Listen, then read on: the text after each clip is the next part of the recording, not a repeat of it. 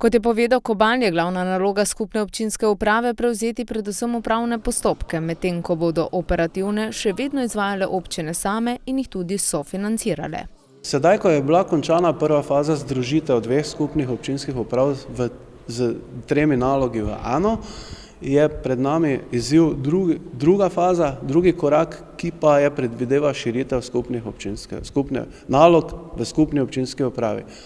Že v prvi fazi so bile občine pozvane, da izrazijo svoj interes. Interes je na kar nekaj področjih, občine so izrazile interes, pripravlja se, druga faza se bo izvajala v letošnjem letu za naslednje leto in občine se bodo samostojno odločile, v koliko nalogah bo katera sodelovala, če bodo podprle program dela, finančni in kadrovski načrt za tisto nalogo.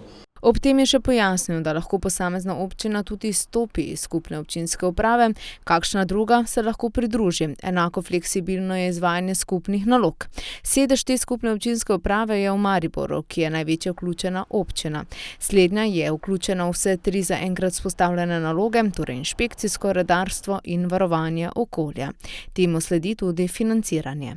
Vsaka občina prispeva svoj delež za delovanje skupne občinske uprave, tako da jo financira. Ključ si določijo občine v skladu z odlokom in sprejetjem načrta poslovanja in finančnega načrta. Običajno se uporabi ključ število prebivalcev, lahko se pa uporabijo tudi drugi ključi, odvisno od vsebine naloge, ki se izvaja za skupne naloge občin. Sicer pa se z januarjem delo na terenu zaenkrat ni bistveno spremenilo. Le prej obstoječe skupne službe so dobile nekoliko spremenjene nazive.